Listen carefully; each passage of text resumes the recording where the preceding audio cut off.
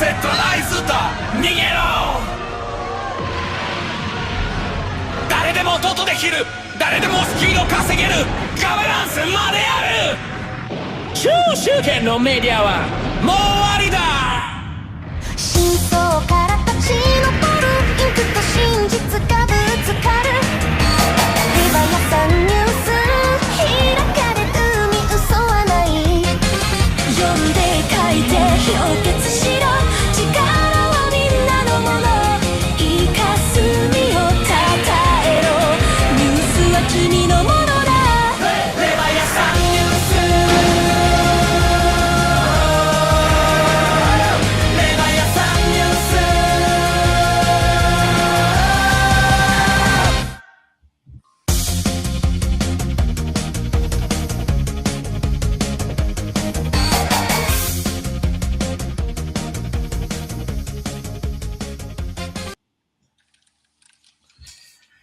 What's up, everyone? DAdvisoor here on a Thursday, April 30th. Nice to be on Leviathan News, and I'm actually very excited for this one with guests that I'm having on for the first time.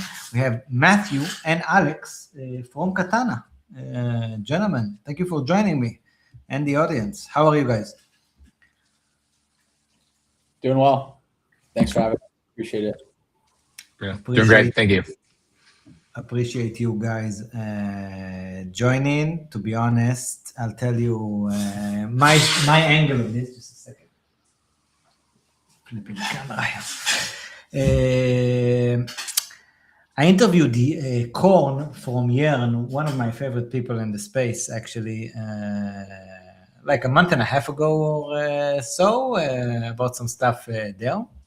And when he told me about like how Yearn sees its future and the strategy, and how basically it's they're very much focused on mainnet because they see all the real like interesting activity there, but only on very few chains. Like they really want to have Yearn on as well and expand. And the first chain that he actually mentioned was Katana.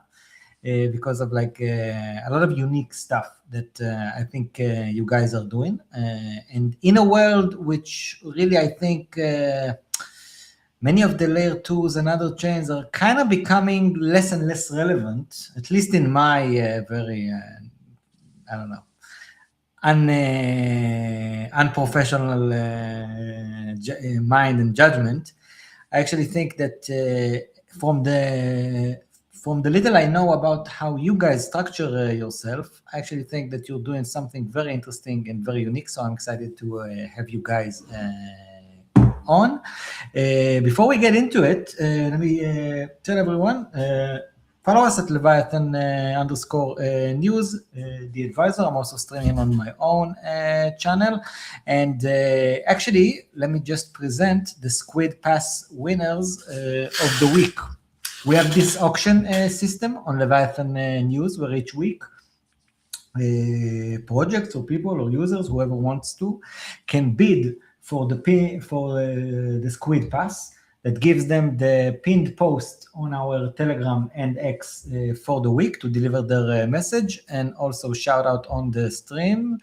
And this week, again, for the third week in a row, I think, it's RAAC.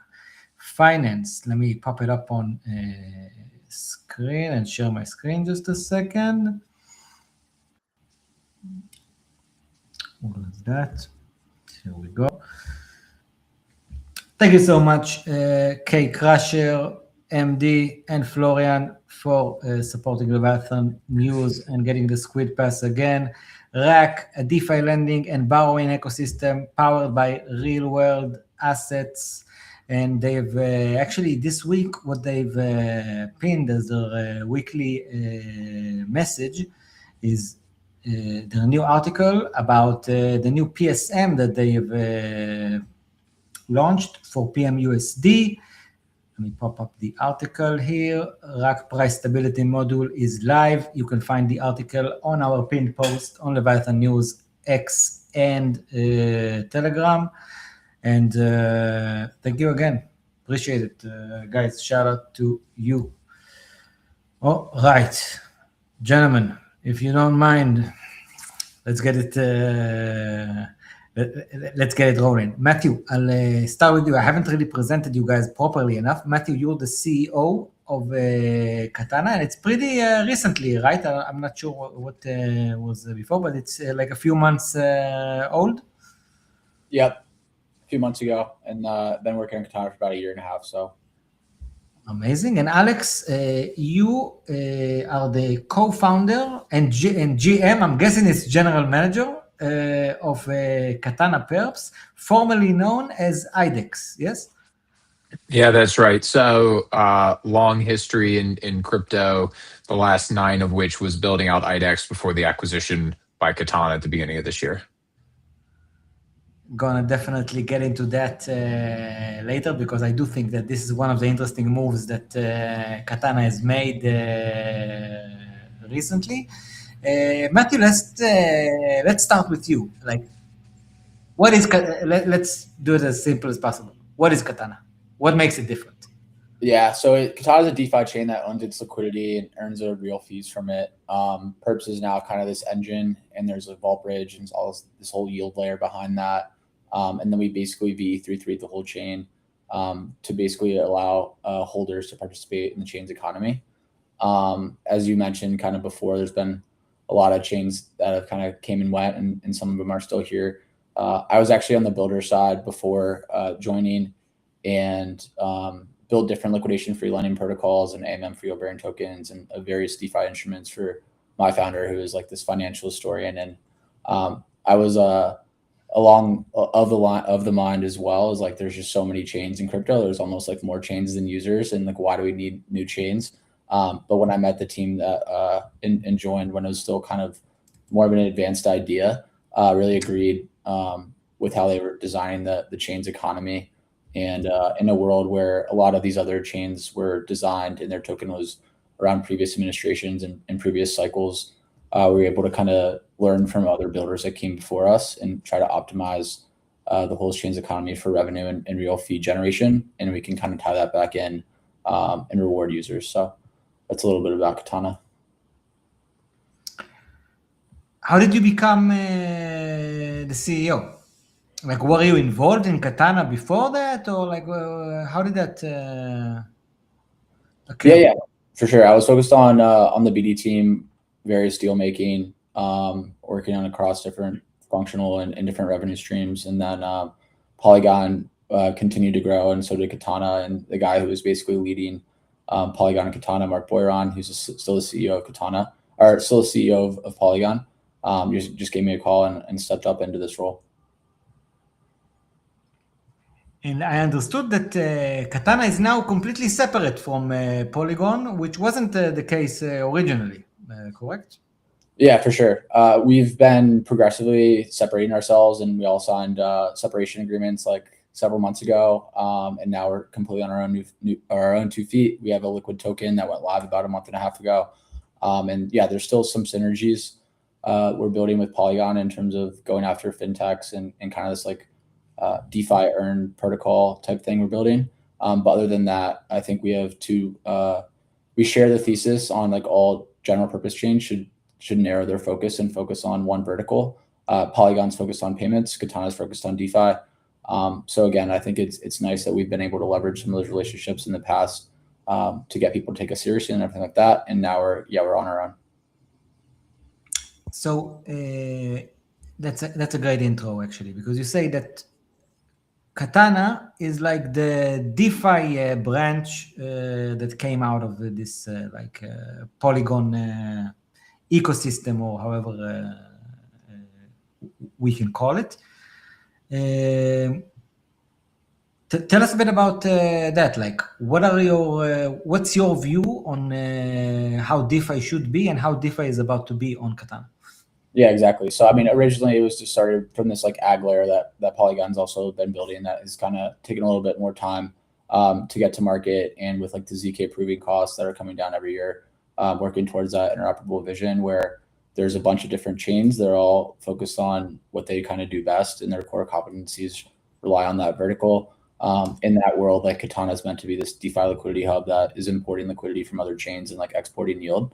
And then the second part of your question, can you remind me of that again? Apologies. What's like? How do you see DeFi becoming unique on Katana? Like, what's is it going to have like a specific flavor on Katana rather than on other places? Yeah, for sure. So Katana's supposed to be this all-in-one shop where DeFi users can come and they can access credit across like any different asset. They can trade the assets they want and they can lever up on the Perps exchange too. So almost like you're opening a MacBook for the first time and you kind of have some pre-installed applications.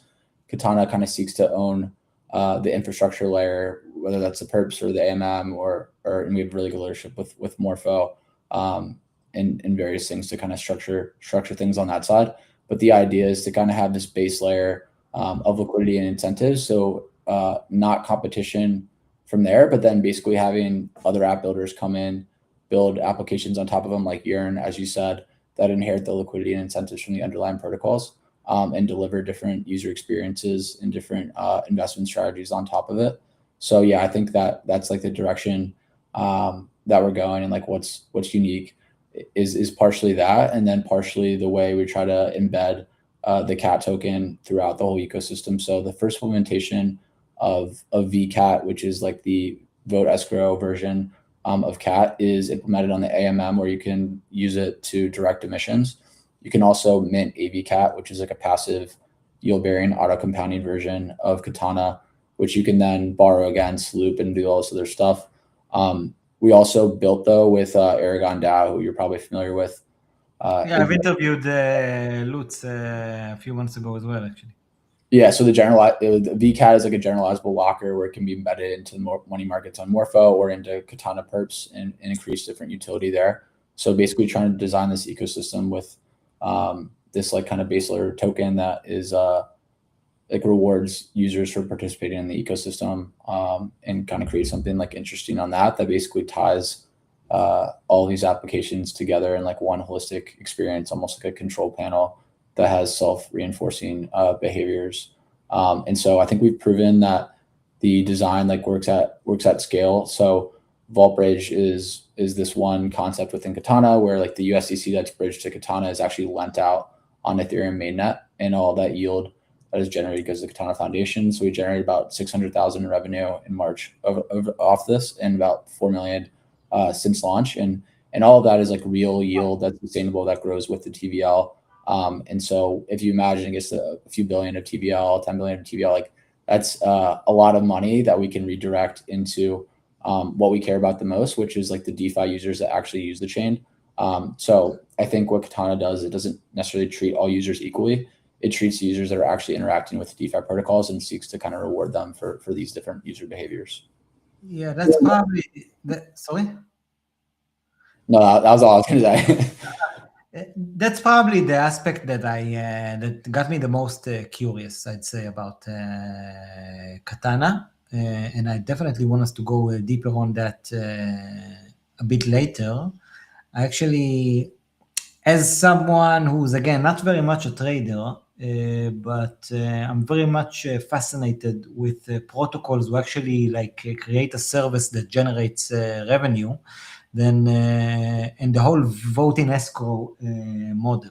And I think what you guys are doing, and again, correct me if needed, of bringing that concept onto the chain level is first of all like unique and one of a kind. I've never like seen any kind of any other chain do that. I think it's kind of brilliant, I must say. And I'm very much looking forward to see, because I actually think that, yeah, it will put you guys, if done correctly, it will put you guys in a position to really reward whoever you want and really incentivize the kind of behaviors that you want on chain. And definitely I'll want to elaborate about it a bit later. But I wanted to move it also to you, Alex. What did you do before Katana? Like, I know that when did you found IDEX? What year did you say that was? Yeah, so we started IDEX in late 2016. I've been in crypto for over a decade now, which is kind of crazy to say. So actually, our very first product that we were doing was a stablecoin on Ethereum. Started in like Oh, late wow. 2015, early 2016. Yeah, probably a good idea, right? Good business if you could be in that one. No, but we knew that we figured Ethereum was going to be big. Stablecoins would be needed for transactions and commerce, but there was nothing to do on Ethereum at the time. Actually, Tether was only a 500K circulating supply and only on the Omni Bitcoin chain. And but could go into a lot more detail on that part of my history, but ultimately said, hey, there's nothing to do on Ethereum. Stablecoins aren't really needed yet. Let's build something to do on Ethereum. And that's where we turned our attention to building one of the earliest and most successful DEXs. So our innovation with IDEX was introducing this concept of off-chain order matching and execution paired with on-chain custody and settlement. The idea being that blockchains arguably still are not scalable enough to handle the throughput, performance, and latency requirements of something like a trading system, but they're incredible for recording and validating what has happened with respect to different traders, securing the funds, ensuring that the trades are legitimate, signed by the individual user, et cetera. So we came to market with this hybrid DEX design in late 2017. This was when we launched it, and within a few months became the top DEX, actually the top application on Ethereum for a couple of years. So any of your viewers that were around from like 2018 to early 2020 would definitely have been familiar with IDEX. Coming into kind of DeFi summer in 2020, liquidity pools really showed a better way of doing spot on-chain liquidity in particular. Our order book design was it just at a disadvantage because we needed market makers and algorithmic traders to be quoting for all these new pairs that were launching during that time period. And so after a few different call it like pivots and iterations, we identified that our architecture, while not ideal for on-chain spot, was really well suited for perp DEX, perpetual DEX design. So we started retooling the application and brought that live in 2024. And the feedback we got from users kind of reflected the many years of development that we had done in improving and refining the system. That, hey, this is one of the best perp DEXs I've ever used. The features are incredible. The performance, the look and feel is great. You need more liquidity, and let us know when you launch your points program. It was kind of the universal feedback. And there we were, an amazing product, but 7 years in the market, kind of post having launched a token, dwindling treasury and resources, and really struggled with the bootstrapping phase that's necessary to get users on board. And I've come to think of exchanges as like, yeah, you're in the exchange product business, but you're also in the liquidity business is one way to think about it.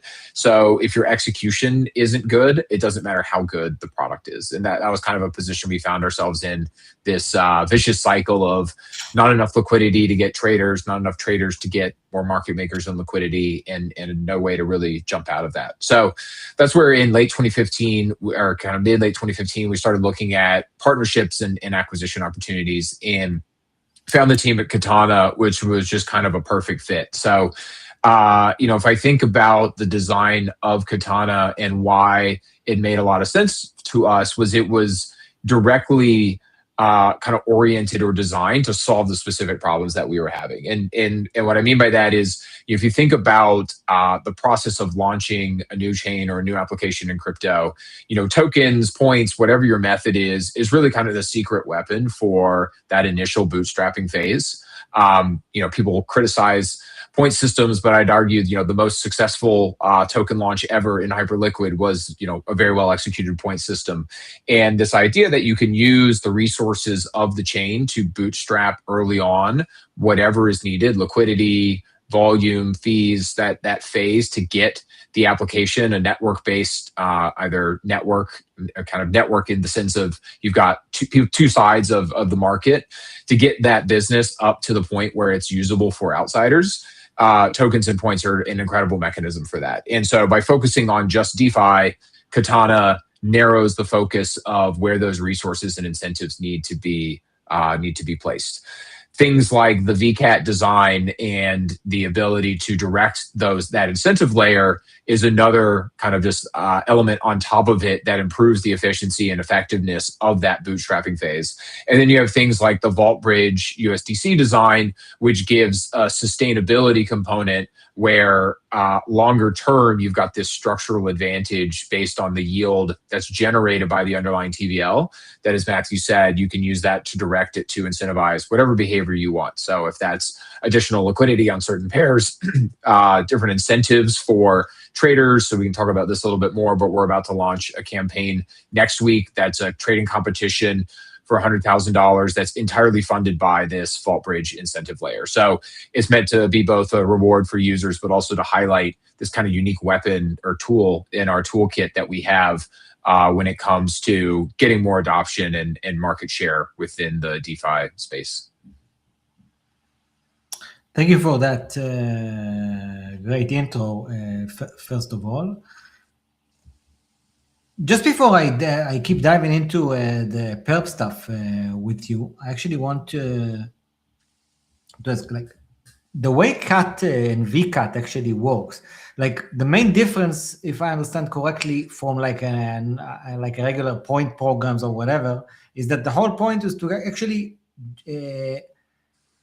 take the revenue created by the chain and then distribute it to actually distribute incentives coming from actual revenue of the chain, rather than just like, I don't know, made up points or tokens or whatever. Is that correct? Yeah, I mean, I think Alex did a great job of kind of aligning on why we like love that team, and happy to talk from my perspective why I thought that they were the right selection for us as well. But yeah, to your point on the CAT and the vKAT, so we've already been redirecting some of the chain revenue into incentives and yield for people that are staking CAT today. So I think it might be like 30 or 50K a week that is going to like stakers right now. And again, like that scales with size. So like the more deposits, the more activity that comes, then we have more revenue to play with, and we can able to kind of scale that reinvestment into growth there. I think, yeah, over the long term, definitely have it more like self-sustaining and all like that. Right now, we're calling it like the stabilization window. So 60 days post TGE, which we're about like maybe 45 into right now, is like this period where we're testing things and yeah, figuring out kind of like what works and optimizing the system. So right now we have like this 60-day cooling period, but we want to move to a 45-day cooling period as well. And yeah, the idea is to kind of give people some consistency on the rewards and also some upside where possible. And so not only are they earning more CAP, but they're also earning kind of USDC yield on the side, and they can kind of pick and choose what they want to earn and what they want to denominate their yield in. Incredible. Give me your angle as to why do you think that this connection with what today is Katana Perps and formerly IDEX is so important, and what actually made you guys go for acquiring it and having and building this perp DEX, like having it as an in-house feature rather than just like a separate product built on that. I actually read an article by you talking about it back then, but I definitely want to hear your like angle as well. Yeah, for sure. I think we're about 9 months, 11 months old since we launched. And when we were going towards mainnet launch, we were planning on launching with Vertex, which is a different perp DEX in the past, and kind of working on a unique experience there. And then they got acquired by Kraken as we were kind of going through with this deal. But yeah, we thought that they had good tech and a good team as well. After that, we kind of took a step back, probably met with like another 20, 25 perp DEX teams. And there was like some flavors that we liked, some that we didn't, from these various ones. Obviously, Hyperliquid was coming in. There was people that pushed us like, hey, why don't you just have a Hyperliquid integration, put a deposit on Katana and trade on Hyperliquid? Like, maybe that's great and all, but like, why would you kind of like want to push your users to other chains? At the same time, like it was kind of clear to us, but became more and more clear to the rest of the market too, that perp dexes were here to stay. I had a clear product market fit alongside prediction markets and stablecoins, and kind of bringing something different that you can do on chain versus doing things like off chain. Within that lines, like it kind of goes back to the overall thesis on trying to build a token with true value accrual, and building a revenue generating business. And when you're trying to build a revenue generating business, you probably want to look at what kind of application categories are actually generating revenue, and figuring out from a chain's perspective how you can kind of tie that back in to your own ecosystem and your own chain. And so, PerpDex, highest revenue generating application on any chain, tying that under the Katana brand, I think is really powerful. If we can get this kick in and starting to grow, that has a lot of knock-on effects throughout the rest of the ecosystem on Morpho, on the AMM, and generates just more kind of chain activity.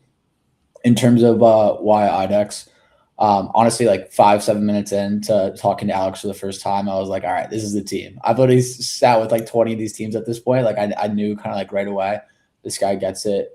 He understands the microstructure and the market structure. Learning more and more about the team. They have a group of engineers who have been building on it for like 6 years. Their CTO is brilliant. It's been a pleasure to work with them so far. And there's not many times when you're, I guess like a year, or you could argue 2-year startup like Katana, where we have a team of engineers who worked together for 6 years, right? Like that's a huge for us. And so I think in general, we love the product. We thought it was really strong. We talked about potentially building a perpdex internally at one point, like kind of went through, and it really takes a lot of expertise, a lot of know-how, a lot of experience kind of building these complex systems, a risk matching engine, and all this other stuff. And so being able to get to market faster with the product that we thought was really great, and then also rolling that under the Katana brand was probably like the best outcome that we could have like hoped for. And so, I think that's like part of it. And excited for what's to come. We're just now getting going with, as Alex said, we have our first taker incentive campaign going live next week, and would love anyone in the audience to come trade it and check it out. Again, what campaign is coming? Can you repeat that? Yeah. So as we were saying, the revenue that has been generated on the chain, we've kind of like held some of that back. So we have actual US dollars that we're generating from the chain, and we're putting that into this campaign, which is a trading competition. So based on like the volumes and open interest and these other metrics, all of like the people, I guess, competing or trading on it will earn portions of this as rewards alongside different like CAT token points and stuff like that. So yeah, the idea is it's eligible for all markets and all users. I think we're blacklisting like the market makers or anything like that. But other than that, a campaign goes live similar to that you've seen on other perpdexes too. Alex can talk about it more. I might be rambling a little bit here. So go ahead, Alex. Yeah, sure. No, I mean that's the basic point. To me, a lot of this is highlighting to the market why Katana Perps deserves to exist, right? It's like there's a number of perpdexes out there. Obviously, I'm quite biased. I think it's one of the best UXs that exists, but also we need to demonstrate that it can grow liquidity and volumes. And we've done a really good job with the relationships that Katana had, getting a number of market makers on board. So it's very liquid, execution's very good. And now this last phase is about ramping up the bootstrapping elements of onboarding the taker side of the equation. And so the campaign is supposed to be an explicit reward, like, hey, come here because you'll earn real dollars on top of whatever your trading activity is that you're already doing.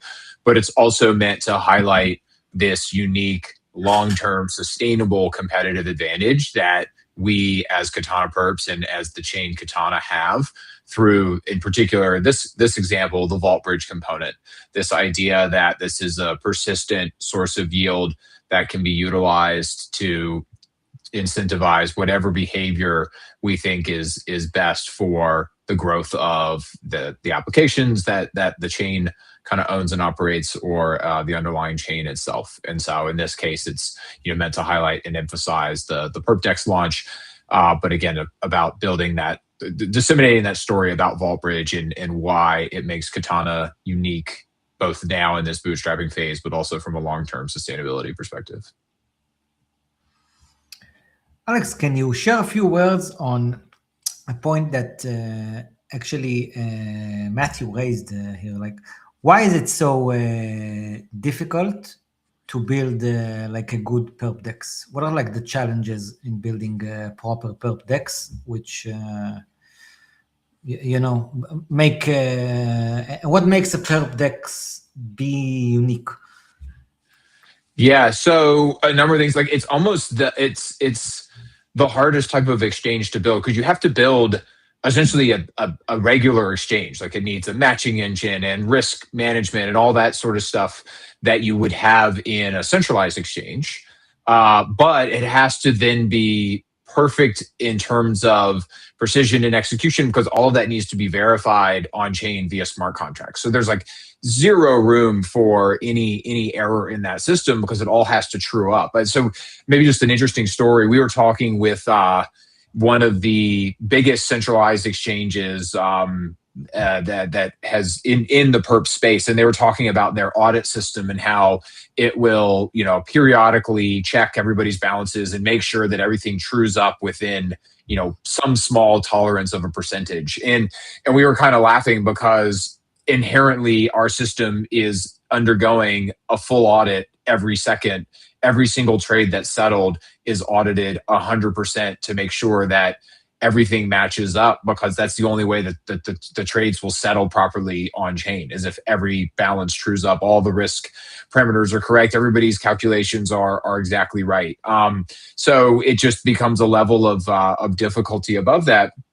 And then the piece on top of it is like, maybe another element is that there's been an industry-wide journey to make blockchain and like dApps, whatever you want to call the blockchain applications, not suck. Like the very first DEX that we launched, we had this element of improving performance by changing the way that matching was occurring, but you still had a bunch of hackiness around private key management, for example. So like we launched right when MetaMask was starting to launch, but one of the most popular ways that people traded was to actually paste their private key and store it encrypted in the browser. That was like how you logged into my Ether wallet at that point in time, for example. And so now you've got not only better smart hardware and software wallets, you've got smart contract based wallets for better security. You've got things like like Privy that allow you to do abstract that away from the user entirely behind like Web 2 type authorization. So it's just one example of something that was like an industry-wide tech problem that needed to be solved before these things could become more usable. Similar with even things like bridging and how do you get your funds to a different network in order to participate in it. All of those things have been things we've been whittling away at over time as an industry to make it so that we're at this point today where I can confidently say like there's from a UX perspective, there's really no drawbacks to trading on a perp dex compared to a centralized exchange. And then you have a lot of the benefits of self-custody, or even if you're not so much worried about self-custody, it's about guaranteed exit, for example, right? Like people caught up in FTX would have loved if they had a smart contract verification of their balance that allowed them to exit directly on chain, right? It's like everything about that UX is great until you have this major tail risk. And so it was hard for many years to get people to care when the UX was just objectively way worse. So that's probably one of the best things about where we are as an industry, is that it's gotten to the point where you can confidently say like there's really no drawbacks to using this design. Why would you?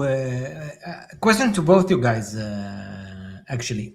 Why are perps such a strong fit with DeFi and crypto? Because I understood that this is not really exactly what's happening in TradFi, correct? Yeah, that's right. So perps are a really cool instrument. If people are curious, there's I think his name's Dave White from Paradigm, wrote this really good article on perpetuals and how they work. He gave 4 different analogies that if you're just curious about the mechanism, that it's a really good explanation and helps you get a good mental model for it.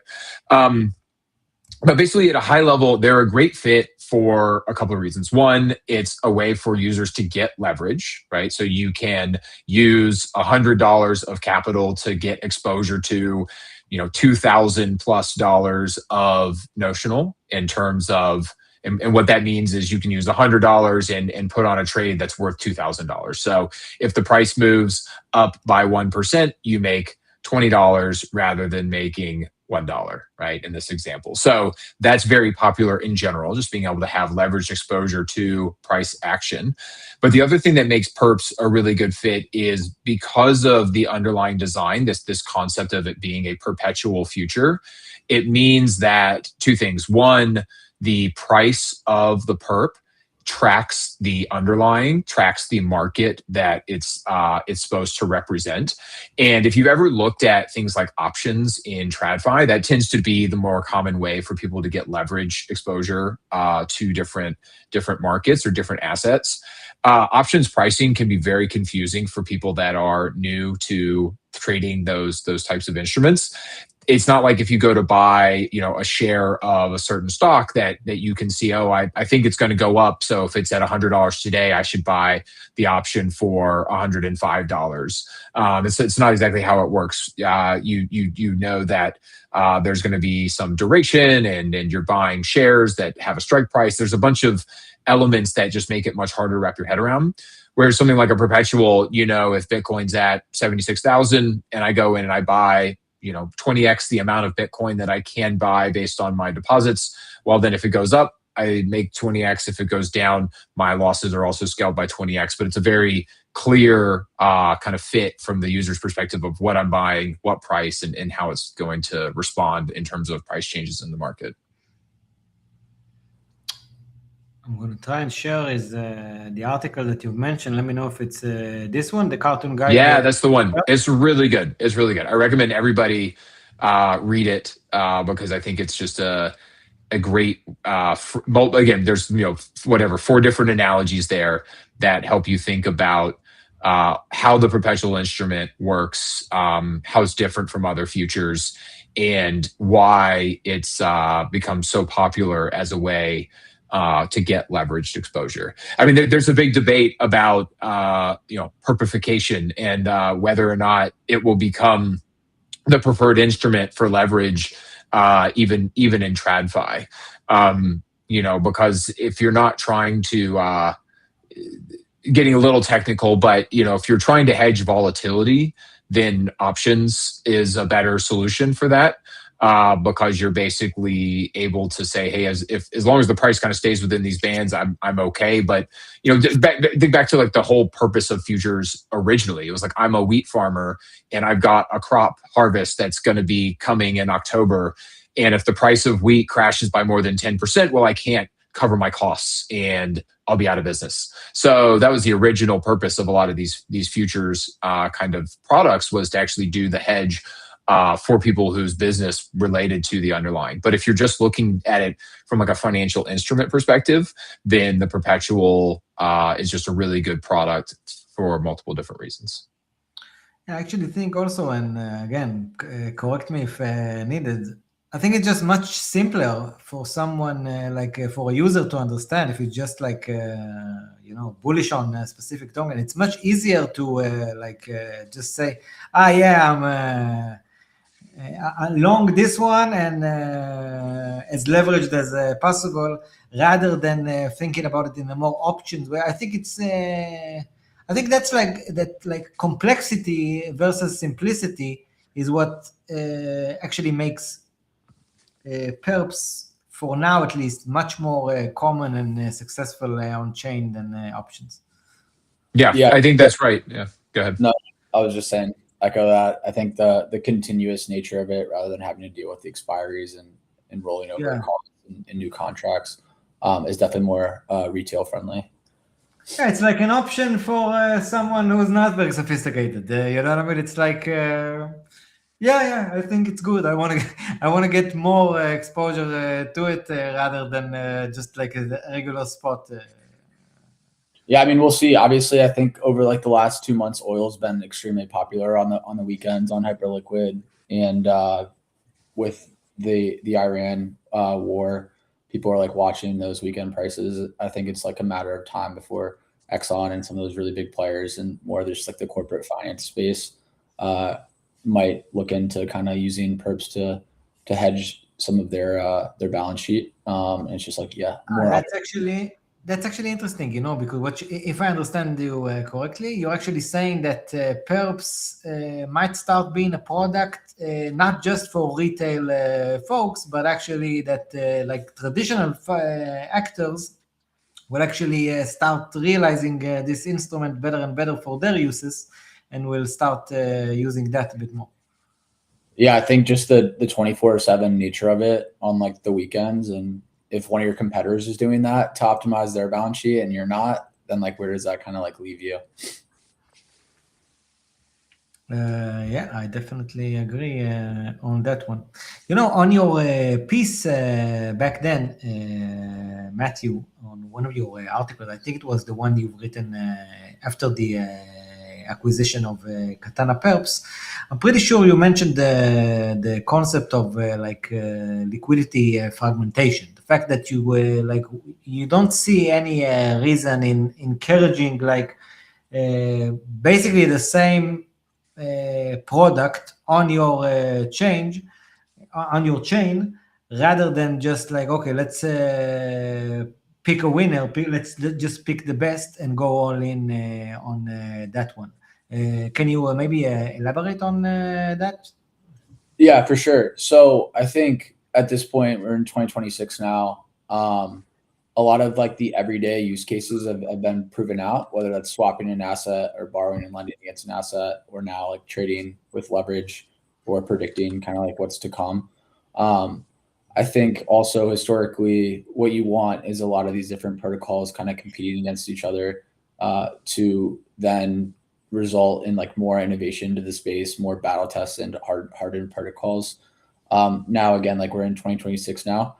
I think there are some protocols like Morpho being like one who's been very battle tested over time.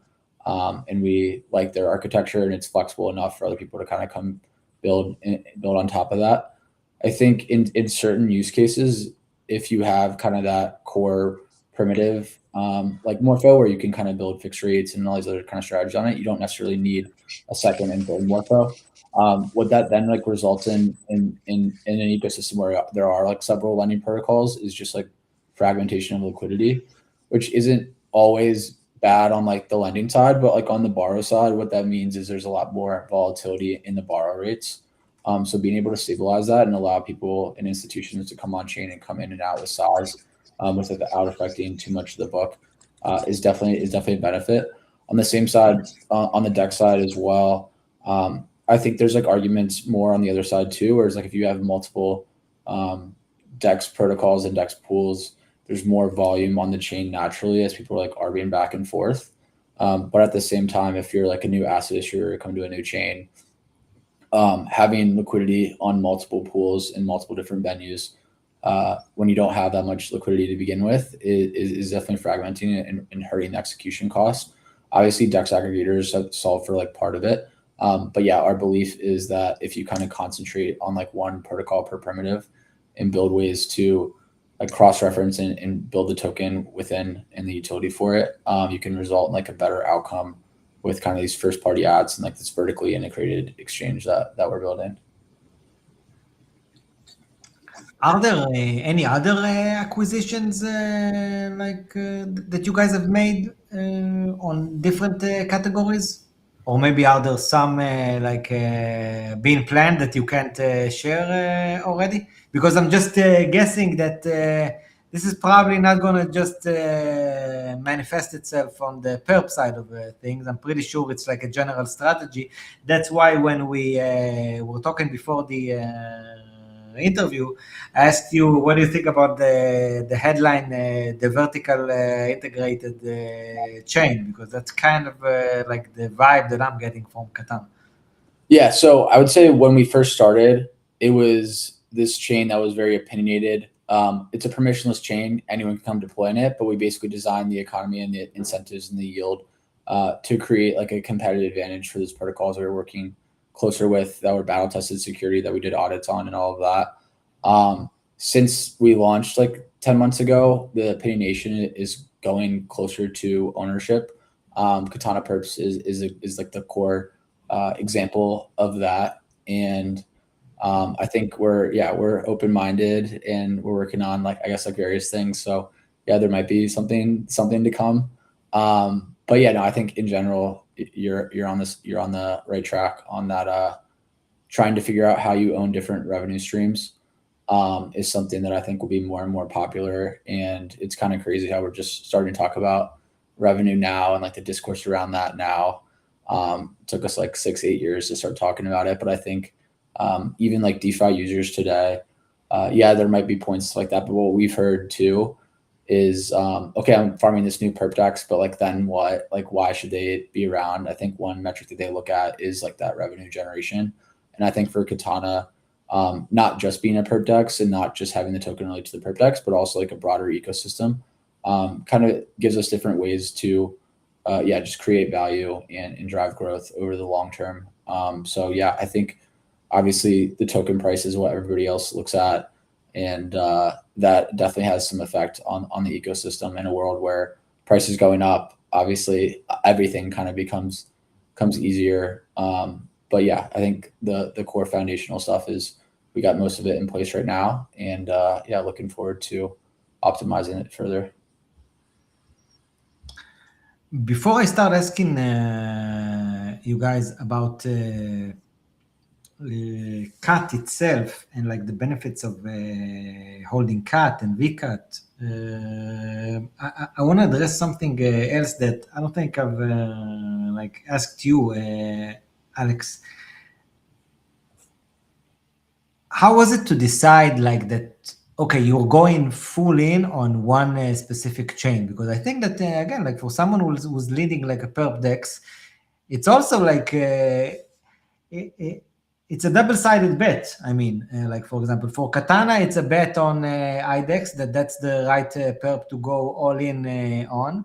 But same thing for IDEX now, Katana Perps, to really decide that, okay, yeah, we're going to focus most of our efforts on, or all of our efforts actually on Katana. Can you share a bit of your point of view about it? Yeah, sure. So, the process of trying to find a buyer was an interesting one. It's like, you need someone who's all in on their side as well, that this is something that their ecosystem needs and that together you guys can achieve more success than independently. So, first off, just seeing the level of effort that Matthew and the team had gone through in seeking to find a fit for that role on the chain, it was like, okay, very clearly Katana takes this seriously. They understand the opportunity that a chain owning a perp dex represents to have a better impact and outcome for both the chain and the perp dex product itself, right? I think it's a great example of 1 + 1 = 3, or more than 3, 30, whatever you want to say, right? It's definitely a force multiplier to have those two things together because of some of the things that we're able to do that we touched on earlier around like incentives and kind of opinionation in terms of driving users and that sort of stuff. I think the second thing that was big for us was just the DeFi emphasis, the fact that they had this history of being opinionated in terms of which products to work with. And this just felt like the natural extension of taking it one step further, bringing that opinionation and reflecting it via an ownership structure. But just that they understood the value of concentrating incentives, liquidity, and users around one particular venue, that a chain and an ecosystem and even the users don't really necessarily benefit from having 10 different versions of a similar protocol on one chain. And then I think lastly, a lot of it was the underlying Katana chain design itself.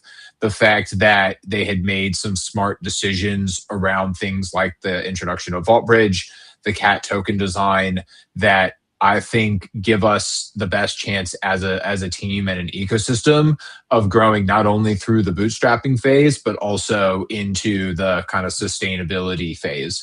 The game of launching a token and doing a bunch of rewards at the beginning, but then if people leave because it's not sustainable, like that, that was not our goal or how we were thinking about this problem. It's like we wanted to, we built something for the last 8 or 9 years, we want to continue competing in this space for another 8 or 9, plus. And so we needed a model and something that we thought would be sustainable and give us a longer term sustainable competitive edge.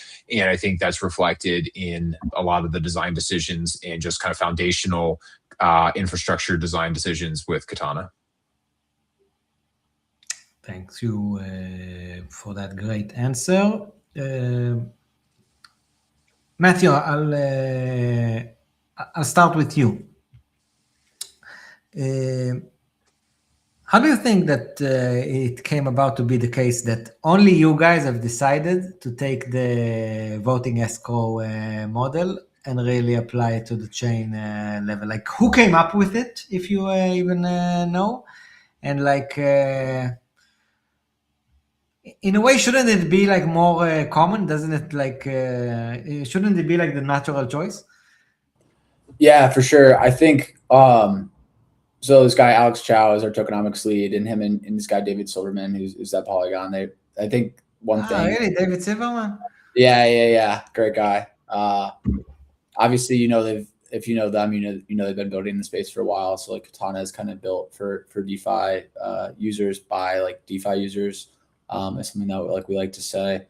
And so, yeah, I would say the reason that other people haven't done it in the past, like one, so Curve obviously popularized it, and there are some great parts of it, and there's some other things that came about with like Convex and stuff like that, and kind of adapted it. And Aerodrome had one attempt and like remodeled their whole thing, and now they're doing really well as well. So I think the VE thing is something that's unique to crypto and has been like optimized over the past few years.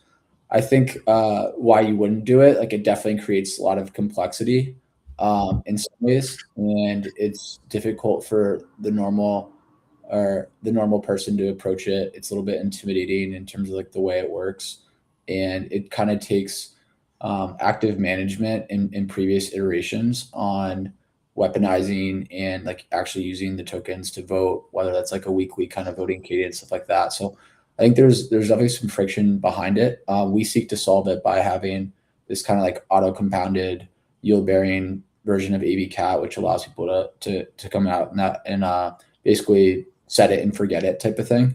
The other thing that we've done to kind of like work towards making it easier and more approachable is like having a instant exit opportunity instead of like Curve, you're locking it up for like multiple years. Here you can kind of get in and out. Like obviously you're paying an exit fee, and we're working on different cooldown periods of it. But yeah, I mean, you've seen Pendle introduce like VE Pendle. You've seen, and now they've like moved away from that. So people have actually moved away from the VE model, and some people have like moved towards it. But I would say that it's not for the faint of heart. Like it's definitely something that we think is unique and is one way to drive value back to that chain and back to that token.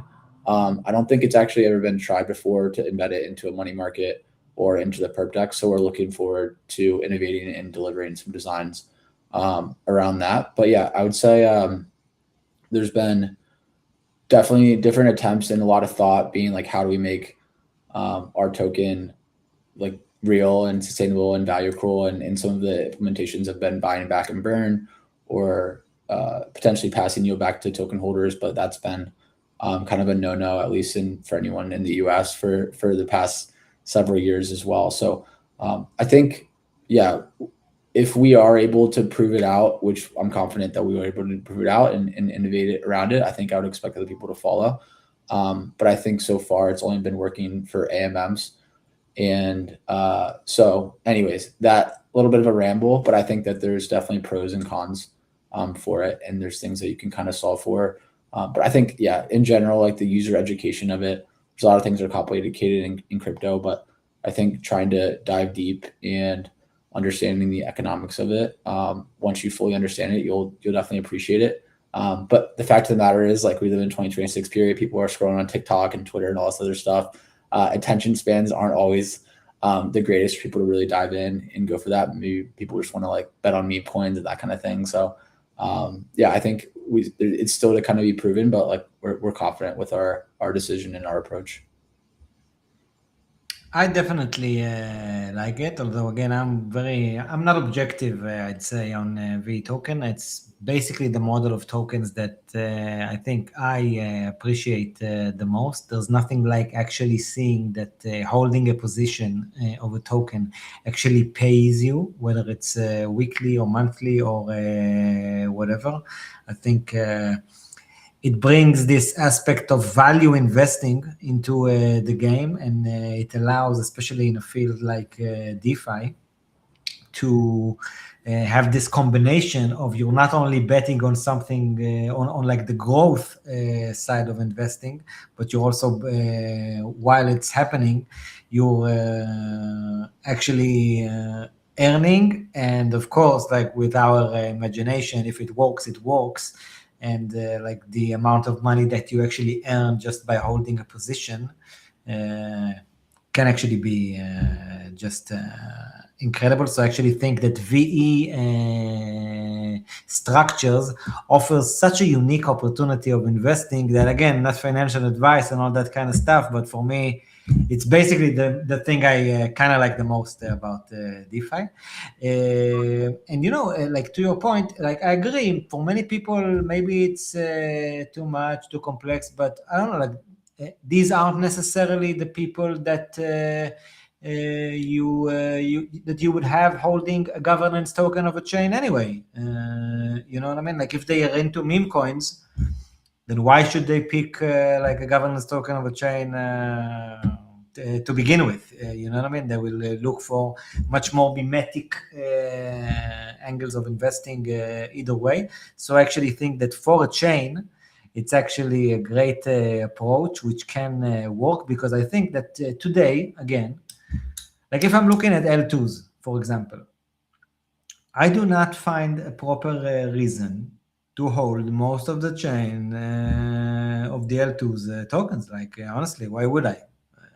You know what I mean? It's, and I'm not trying to like be offensive or whatever. I just really like, if I would hold them, and I have held them like a while back, at least some of them, and some of them I was even fortunate to have airdrops of. But as time goes by, and it's all about like, I don't know, this growth narrative. But the fact is that not only they are not paying you any revenue, they're just being diluted more and more with grants or whatever and that kind of stuff. And you're like, why am I holding this token? So I actually really like the fact that you guys are doing it. And I'm curious, like, do you guys expect that protocols on Katana will hold big cut positions because of it, and like try to support their own work? You know what I mean? Yeah. I don't know if my question there is clear. If you need no. I think well, maybe part of to answer how maybe I received it was what happened with like the curve wars and Frax and Yearn and all these people participating in the curve ecosystem, locking and bribing and getting people to direct emissions to their like liquidity pools. That's something that like, yeah, we would like love to see and bring over the EtherFi and Europe and all these other kind of like tokens, create DEX liquidity around it. I think for us, yeah, like that again, like would love to kind of see that. I think for us right now, we're focused a lot on like the perp stuff, but we're also definitely focused partially on that in like the broader vision. Once we kind of solve the perps and it like has these knock-on effects, is basically being this home for deep utility for like any of these tokens. So as we were just talking about, and to kind of complete this whole like vision, you can come to Katana, talk to Katana. We can line you up with liquidity on the AMM, incentives around that. We have really strong relationships with market makers and liquidity providers around that. We can then get you supported as collateral on Morpho. And we work very closely with the curators. We know the liquidators, set up everything there. We can also get you listed on Katana Perps. And so now you have another reason to speculate. And so the idea with Katana is like kind of this control plane where the assets kind of come, unlock very deep utility for all like the kind of core DeFi use cases. And then taking a step back, why do users come to new chains? It's to trade new assets or utilize those same assets that they already hold with different investment strategies and more utility around it. And so Katana wants to be the home for that. And so, yeah, again, like we love users and holders to put some CAT on their balance sheet and use that to stake. We haven't done anything to inorganically grow that or anything like that. It's all like organic so far. But yeah, we'd love to talk to any assets that are interested in coming over to Katana, and we can kind of set you up with a pretty nice package. What are like most of the stable coins that are on Katana? Like which ones are they? Yeah. So in general, I think Katana has been selective on the assets that we want to work with. We'd rather not work with 20 assets. We'd rather be selective and go deep with a few, in the same way as we were just talking about creating pretty deep utility for them. So like on the LST side, we just chose EtherFi and Lombard, which are like the leading ones in their verticals. We tried something with Judo Sol as well. On the stablecoin side, we went to market with USDC, USDT that are like vault bridged, and then also Agora for like the native minting and burning of like an institutional grade stablecoin. The USDC and USDT on Katana is differentiated because it's actually backed by over collateralized loans on Ethereum L1, which again goes back to tying the revenue and generating that back into the chain, which then gets reinvested back into growth and into DeFi users. So that's kind of like our thesis is you don't really need a ton of stable coins. You just need like one or two that are trusted that people want to do things with. And same goes for the Katana Perps. Like we just accept USDC as collateral. And so, yeah, I'll kind of stop spewing there. But yeah, in general, I think for the non-yield bearing stable coins, you see more and more chains kind of focusing on one. You see Mega ETH is now focused on USDM. Monad is just pushing Agora AUSD. Yeah, again, adding more and more basically just fragments liquidity and I guess like lowers the utility and the size that people are able to act on from a user perspective. I will add on that, if you don't mind. And sorry that I now popped Alex's name instead of yours while you were talking. But before I ask you some questions again, Alex, about like what's being traded most these days on Perps on your side, I want to have a follow-up question on what you just said, Matthew, if you don't mind. And by the way, shout out to Agora, Drake, and Nick Van Eck over there. Actually really like those guys and appreciate what they do, and kind of curious about it, I must say. I've also saw that they issued something like a request, filed a request to be like a bank charter. I'm not really sure how to phrase it, to be honest, but something that seemed big when I was looking at the headline over there. Why did you guys pick Agora specifically? Like, what makes Agora unique that made you decide that okay, this is one of the tokens that you want? One of the few stable coins that you want basically on Katana. Yeah, so I think with the federally chartered digital bank that you're talking about, they're seeking to kind of cut out the intermediary and basically lower costs for different transactions and for people to kind of interact on chain. In terms of Agora for us, I think the way that Nick and team approached it is a lot more beneficial for the chain than some of their competitors. So obviously Tether has probably the best business in maybe the world right now. And Circle, another like great business as well. What they do with their deposits is obviously they're generating yield on treasury bills. And that doesn't go to the end user, and it typically doesn't go to the chain, although there are some promotional campaigns with exchanges and all of that. For Agora, though, they basically approach it like, how can we make a chain? I don't know exactly what their thesis was, but basically, instead of that yield just being pocketed by Circle and Tether, we basically get 80% of the treasury bill yield that is backing those deposits. So in a similar way, like that revenue AUSD goes to the chain, and then with that revenue we can, in an opinionated way, read into the DeFi protocols. And so it's kind of like goes and completes and ties our Katana together, right? So because we have structures like that plus a consolidated amount of protocols, plus a consolidated amount of assets, then instead of all the incentives just relying on cat token emissions or a different chain's token emissions, we have another sustainable source where it's just going to the liquidity pools and the Morpho markets that kind of drive the most value to the ecosystem. And so that is kind of like the thought around that. That's actually very interesting. I must say I didn't know that, because you actually say that with Agora's model, a lot of the revenue generated by the yield of just having the Agora token because of their model actually goes back to you guys, and you guys with your system can then distribute it to participants of the chain. Yeah, correct. Amazing, man. I actually didn't know that, and it's quite cool.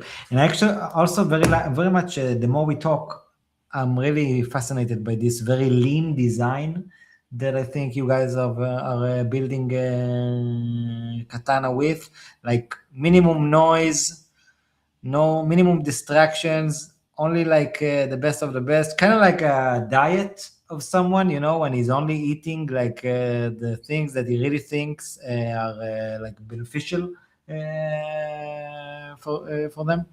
So I must say I really like the whole line of thought there, and I think you guys are doing something unique indeed. Alex, what's being traded mostly today on Perps, on Katana Perps? Like, what are people actually longing? What are they shorting? What's kind of your view on what's going on in the markets these days? Yeah, so we're still very early in the rollout phase. So we've got almost 10 markets right now and exclusively crypto at the moment.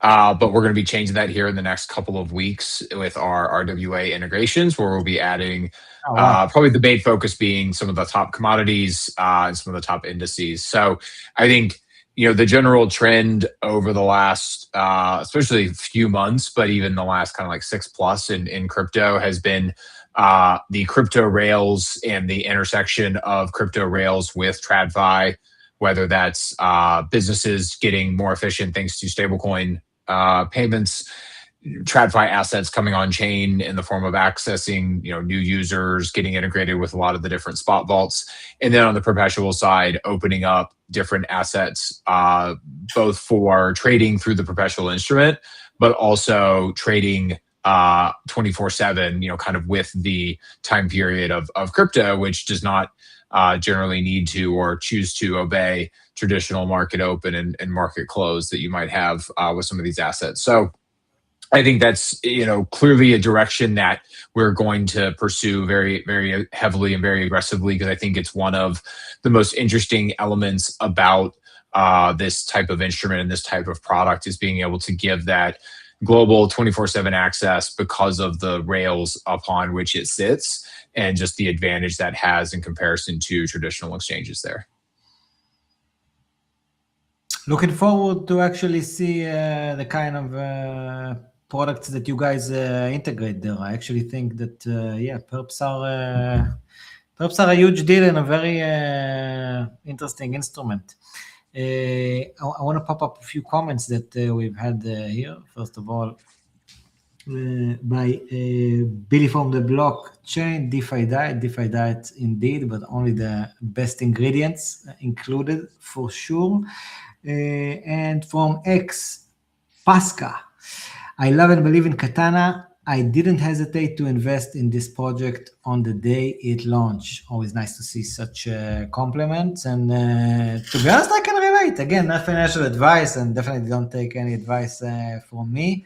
But I like seeing unique stuff that really seem like they've taken things into consideration. Like they're not just, okay, replicating something that already exists and creating version number 104 of the same thing, but rather doing something quite new and unique.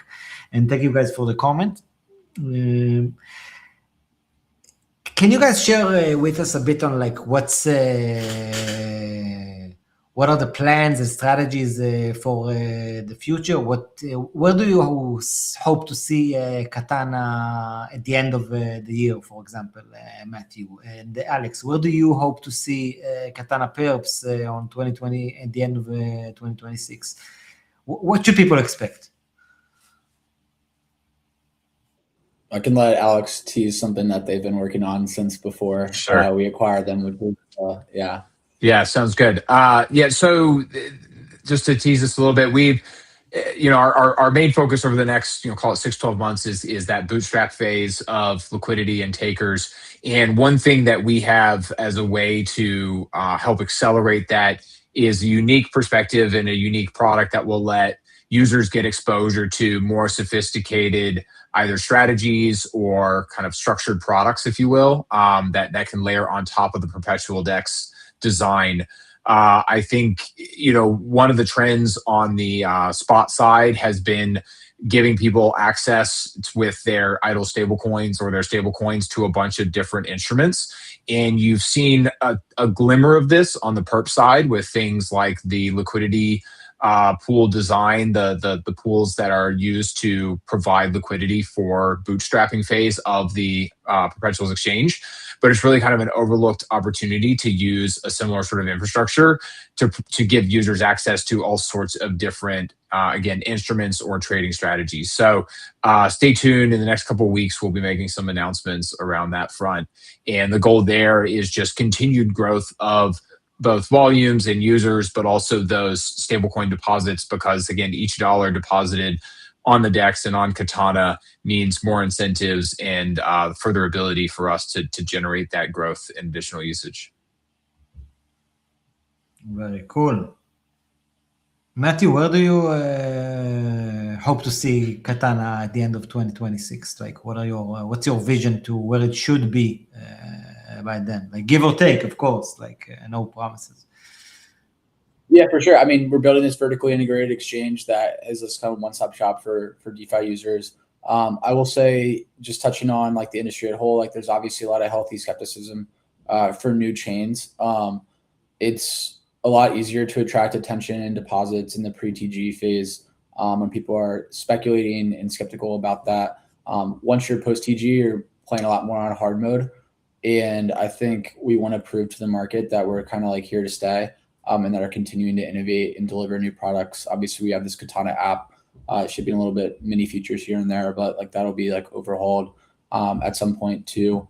And I think also with institutionalization of DeFi today and these different like vaults products and this kind of like call for insurance and this call for other activities and like Morpho V2 coming out with fixed rate and fixed yield products too. I think there's a lot kind of to come, and it'll be interesting to see how like TradFi and DeFi converge with regulatory tailwinds. And so I think it's like an interesting time to build. And I think that is like kind of like one part of our focus is now we have a live chain. The flywheel in a way wasn't even possible until a month ago because the token wasn't live. And so how do you kind of have this self-reinforcing system when like the biggest piece of it isn't there yet? So it was just there obviously a month ago. And so, yeah, looking to kind of innovate and bring more utility to the CAT token. And as I said, I think our goal by the end of the year is to make it clear to the market that we're like a revenue generating business and something around that, which is a little bit more foreign to crypto. But yeah, I think you can expect more distribution partnerships and all this other kind of stuff to come. And yeah, we're really happy and looking forward to working with more great people. So if you guys are interested in building anything, there's any audience people out there that are interested in bringing their assets or protocols over or want to cook, we can go pretty deep.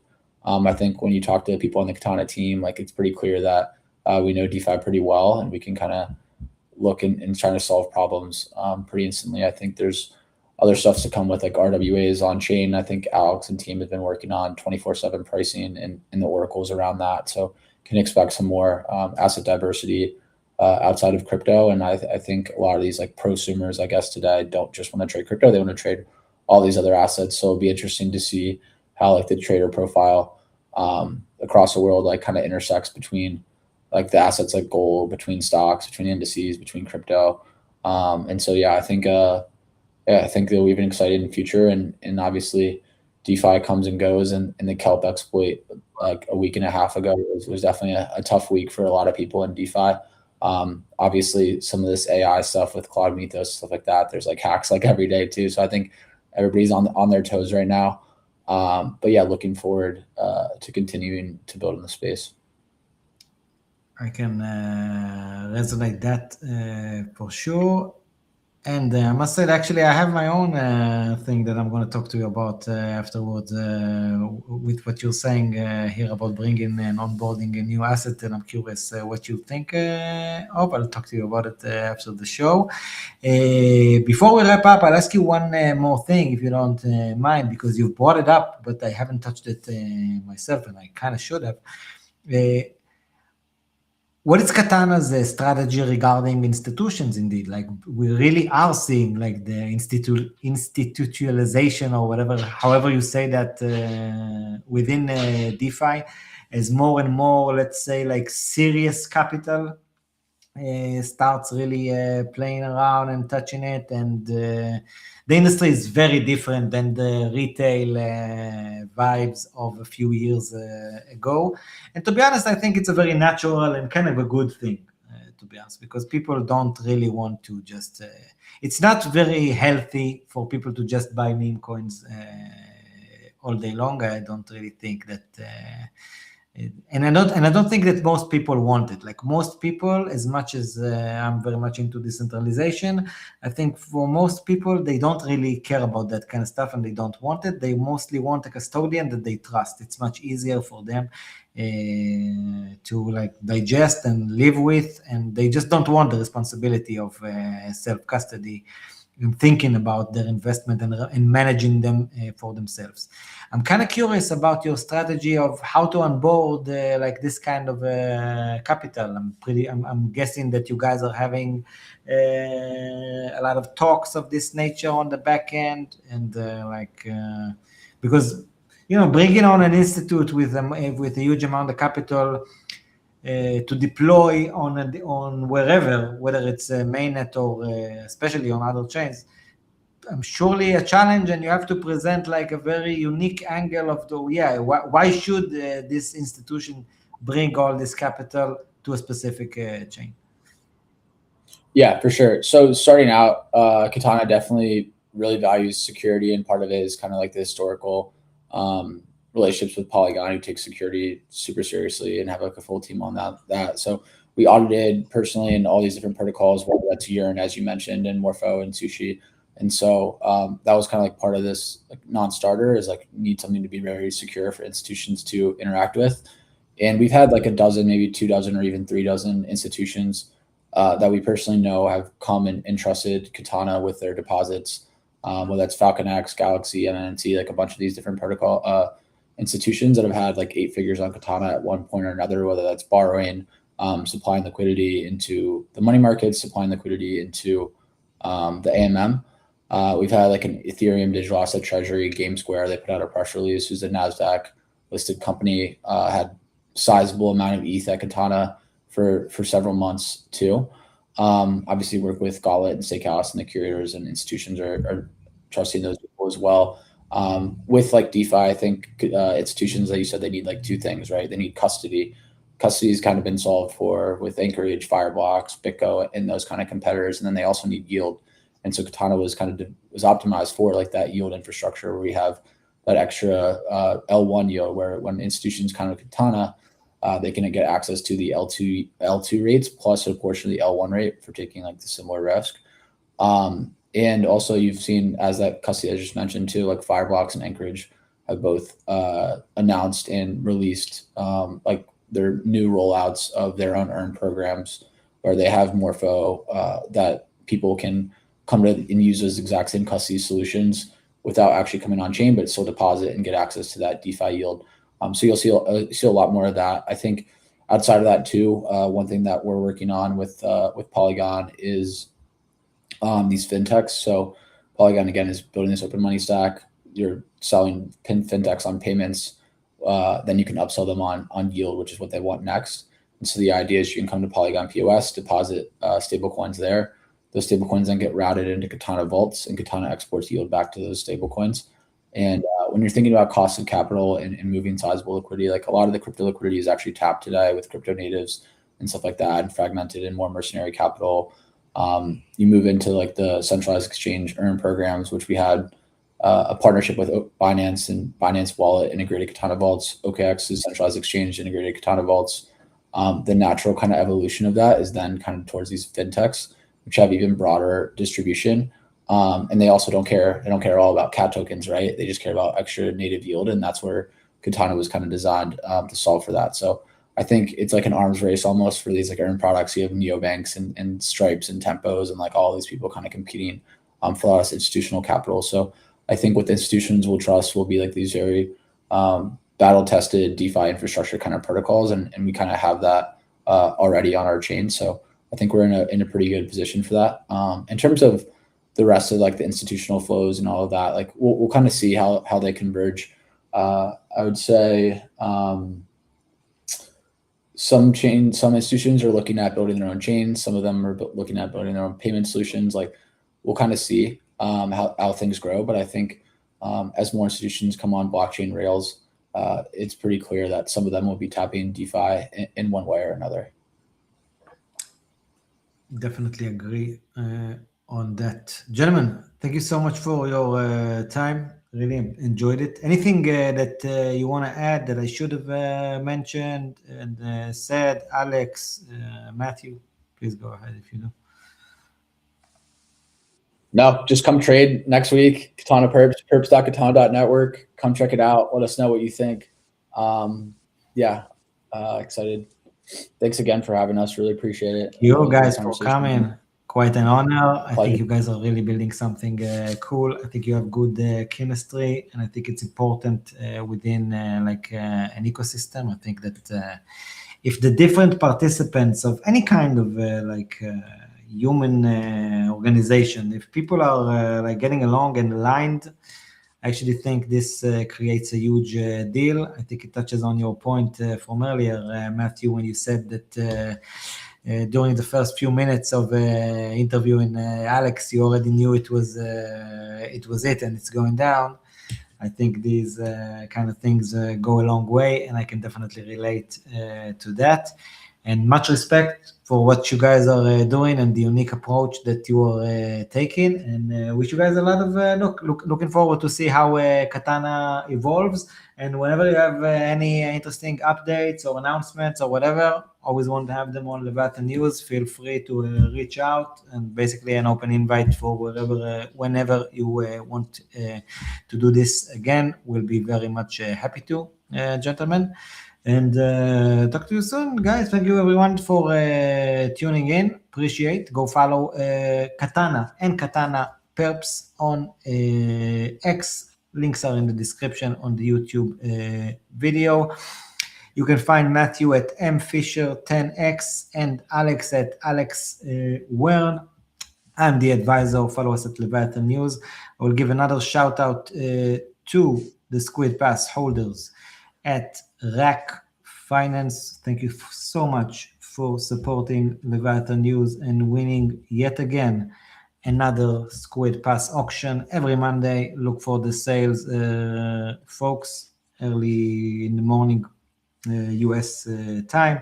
RAAC, a DeFi lending and borrowing ecosystem powered by real-world assets. You can find them on the pinned posts on our Telegram and X. And of course, we'll send you out with the great video by Arcus. Shout out Arcus, ARQUS, the llama that made this amazing intro and outro video for us at Leviathan News as a contribution. Appreciate you, sir. And talk to you soon, everyone. Bye. Have a great weekend. Thank you, guys. Thanks for having us. Thank you. Bye.